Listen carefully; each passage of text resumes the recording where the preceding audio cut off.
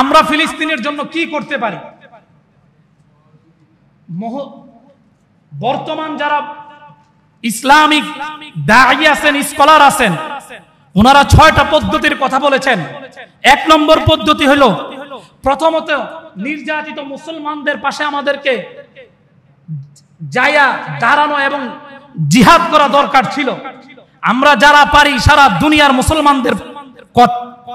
মুসলমানদেরকে বলতেছেন, যারা পারো তারা আল্লাহর দ্বীনের রাস্তায় শহীদ হওয়ার জন্য, জীবন বাজি রাখার জন্য, ফিলিস্তিনে যুদ্ধ করার জন্য তৈয়ার হয়ে সরু সামান সহ তোমরা আসো।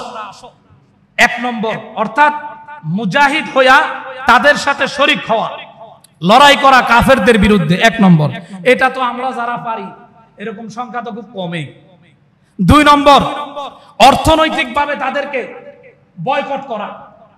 অর্থনৈতিকভাবে তাদেরকে কি করা? জোরে বলেন, জোরে বলেন, কি করা? তাদেরকে বয়কট করা অর্থনৈতিকভাবে। এখন অর্থনৈতিকভাবে কিভাবে বয়কট করব? তাদের যতগুলি পণ্য আছে, একটা পণ্য আমরা ব্যবহার করব না। একটা পণ্য আমরা কোকা-কোলা ব্যবহার করব না, 7 আপ ব্যবহার করব না, স্প্রাইট ব্যবহার করব না, পেপসি ব্যবহার করব না, একুফিনা পানি ব্যবহার করব না, ফান্টা ব্যবহার করব না, মেরেন্ডা ব্যবহার করব না, মাউন্টেন ডিউ এটা আমরা ব্যবহার করব না, কিলনে পানি, এরকম অনেকগুলি পিকচার বাইর হয়েছে কোন কোন জিনিস ইহুদি পণ্য। তারা এগুলি আমাদের কাছে ইউনিলিভারের যতগুলি পণ্য আছে সমস্ত পণ্যগুলি ইহুদি পণ্য।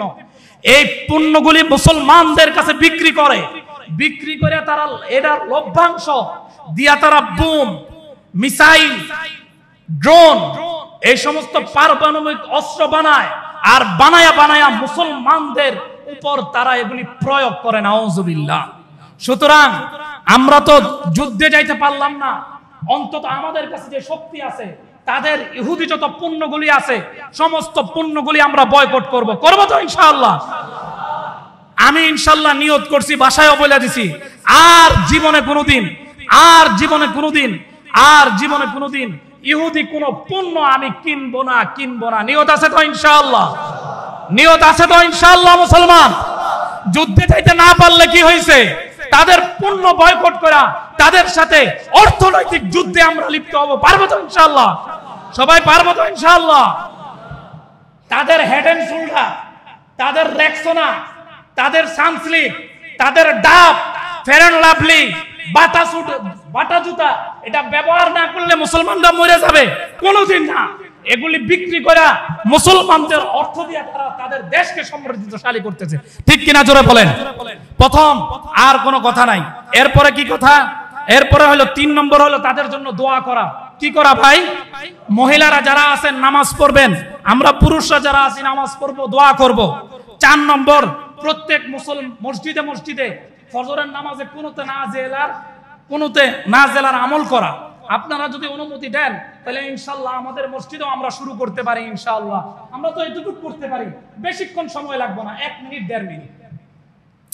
এরপর হলো 5 নম্বর হলো মুসলমান, ইসলাম এবং মুসলমানদের কোন শত্রুর সাথে আমরা মিলব না। যারা ইসলামের শত্রু, মুসলমানদের শত্রু, তাদের সাথে আমরা কোনোদিন আর কোনো বন্ধুত্ব আমাদের নাই। ঠিক আছে তো ইনশাআল্লাহ? কোনো বন্ধুত্ব নাই। আমাদের বন্ধুত্ব হবে মুসলমানদের সাথে, কোন ইহুদি নাসারাদের সাথে আমাদের কোনো বন্ধুত্ব নাই। 6 নম্বর, আমরা মুসলমানরা একতা হওয়ার চেষ্টা করব তো ইনশাআল্লাহ? আল্লাহ আমাদেরকে বুঝার তৌফিক দান করুক। সকলে বলি আমিন।